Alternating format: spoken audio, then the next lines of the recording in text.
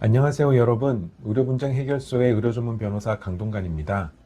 오늘은 의료소송에서 많은 분들이 가장 궁금해하시는 주제 중에 하나인 의료소송이 오래 걸리는 이유에 대해 말씀드리려고 합니다. 소송을 고민하시는 분들이 상담 과정에서 저한테 반드시 물어보시는 질문 중 하나는 소송 기간이 얼마나 되나요? 하는 질문입니다.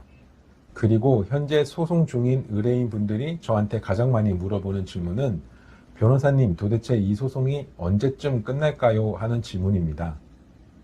일반적인 민사소송, 예를 들어 타인에게 빌려준 돈을 받는 대여금 소송이나 전세 기간이 만료하였는데 집주인이 돌려주지 않는 전세금을 받는 소송 등은 소장을 법원에 접수한 후 빠르면 6개월, 아무리 늦어도 1년이면 판결이 나옵니다. 예를 들어 1월 1일에 소장을 법원에 접수하면 6월 30일이면 판결문을 받아볼 수 있다는 의미입니다. 하지만 의료소송은 다릅니다.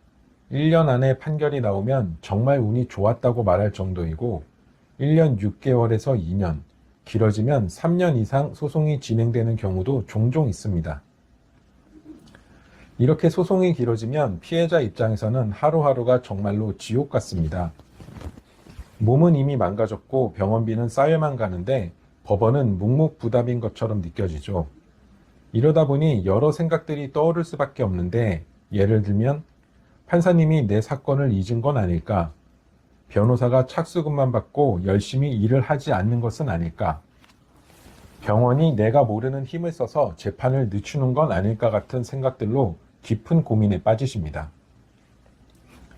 그러면 의료소송은 왜 이렇게 유독 느리게 진행이 되는 걸까요? 결론부터 말씀드리면 감정 절차 때문인데, 지금부터 감정 절차에 대해서 자세히 설명드리겠습니다. 우선 감정이란 소송 과정에서 법관이 전문적인 지식이나 경험이 부족한 부분을 보완하기 위해 그 분야의 전문가에게 구체적인 사실에 대한 객관적인 판단을 의뢰하고 그 결과를 법원에 보고하게 하는 절차를 의미합니다. 의료소송에서는 서류를 검토하는 진료기록 감정과 환자의 몸 상태를 검토하는 신체 감정, 이렇게 두 종류의 감정이 있습니다. 첫 번째는 진료기록 감정입니다. 의료소송에서 의료과실을 입증할 책임은 환자에게 있습니다. 그런데 환자가 의료과실을 입증하는 것은 현실적으로 매우 어렵고, 나름대로 열심히 의료과실을 주장하고 근거 자료를 제출하여도 판사님이 의학에 조예가 깊지 않으시다면 의료과실 여부를 판단하기 어려운 경우가 대부분입니다. 그래서 대부분의 의료소송에서는 진료기록 감정 절차가 진행되는데, 진료기록 감정이란 법원의 촉탁을 받은 전문 의료기관이나 의사가 진료기록부 등 객관적인 자료를 토대로 의료행위의 적절성, 과실 유무, 인과관계 등에 관하여 전문적인 의견을 제시하는 절차를 의미합니다.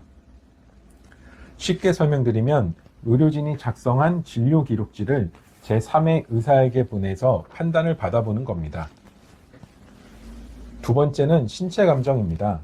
의료소송에서 환자는 단지 의료과실만 입증해서는 부족하고 구체적으로 손해까지 입증하여야 합니다. 손해 중에 이미 지급한 치료비 등은 영수증에 있으니 쉽게 입증이 가능하지만 일실수입, 향후 치료비, 개호비 등은 개인이 구체적인 금액을 입증한다는 것은 거의 불가능하고, 나름대로 입증하여도 판사님이 그대로 그 금액을 인정하는 경우는 없습니다. 그래서 사망사건이 아닌 한 대부분 의료소송에서는 신체 감정도 진행되는데, 신체 감정은 대학병원의 외래 진료라고 생각하시면 됩니다. 법원이 촉탁한 대학병원에서 감정을 진행하기로 결정하면 원고에게 연락해서 진료일을 예약하고, 원고가 예약된 날 병원에 직접 방문해서 신체 감정의로 지정된 교수님을 만나 뵙고 검사를 받으면 감정의가 환자의 노동능력 상실률, 향후 치료비 등을 계산하여 법원에 감정서를 제출하는 절차입니다. 이렇게 진료기록 감정 또는 신체 감정이 한번 이루어지는데 보통은 최소 3개월 이상 걸립니다. 감정을 해주시는 교수님들이 워낙 바쁜 분들이기도 하고, 감정 결과가 재판에 중요한 영향을 미친다는 사실을 잘 알기 때문에 꼼꼼히 검토하고 신중히 답변을 하다 보니 시간이 오래 걸릴 수밖에 없습니다. 그런데 이렇게 감정 결과가 한번 법원에 제출되면 끝이 아닙니다. 원고 또는 피고 측에서 감정 결과에 의문이 들면 감정이에게 추가 질문을 다시 할 수 있고 추가 답변을 기다리다가 2, 3개월이 또 지나갑니다. 이렇듯 두 종류의 감정 절차가 있기에 의료소송의 소송 기간이 길어지는 것입니다. 하지만 여기까지는 사실 큰 문제가 되지 않습니다. 의뢰인들을 가장 답답하게 만드는 진짜 이유는 따로 있는데 바로 감정기관의 감정 반려 문제입니다. 아까 제가 법원의 촉탁이라고 표현하였는데 촉탁이라는 법률 용어는 쉽게 말씀드리면 부탁입니다. 즉 법원이 병원에 감정을 맡길 때 해라 라고 명령하는 게 아니라 좀 해주실 수 있겠습니까? 라고 협조를 구하는 것입니다. 명령이 아니라 부탁이다 보니 감정인은 이 부탁을 얼마든지 거절할 수 있습니다. 실무적으로는 반려라는 표현을 쓰는데 이 반려 사유에는 특별한 제한도 없고 법원에서 확인도 하지 않습니다. 예를 들어 업무가 너무 과중하여 감정 업무를 수행할 수 없습니다 라고 감정을 반려하면 그대로 끝입니다. 이렇게 병원에서 감정이 반려되면 법원은 다시 다른 병원을 찾아서 촉탁을 하고 기다립니다. 만약에 다른 병원에서도 반려를 하면 네, 그렇습니다. 또 다른 병원으로 촉탁을 하고 또 기다립니다. 이렇게 소위 감정 병원 찾기 뺑뺑이에만 1년 이상을 허비하는 경우가 비일비재하고 이것이 의료소송 기간을 예측 불가능하게 만드는 가장 큰 변수입니다. 여기서 잠깐 의뢰인분들이 가장 많이 주시는 질문 2가지 정도만 짧고 굵게 답변 드리겠습니다. 첫 번째 질문은 상대방 병원에서 일부러 시간을 끄는 거 아닌가요? 하는 질문인데 시간을 끌어야 할 이유가 있다면 이론적으로는 감정 답변에 대해서 재차 질문을 하는 등으로 시간을 끌 수도 있겠지만 대부분의 지연은 앞서 말씀드린 감정 절차 자체의 구조적 문제입니다. 두 번째 질문은 시간을 단축할 방법은 전혀 없나요? 라는 질문인데 진료기록 감정의 경우에는 한국의료분쟁조정중재원이나 대한의사협회 산하 의료감정원에 촉탁을 요청할 수 있습니다. 두 기관은 법원에서 촉탁을 하면 감정을 반려하지는 않기 때문에 시간적인 측면에서는 안정적으로 답변을 받아볼 수 있습니다.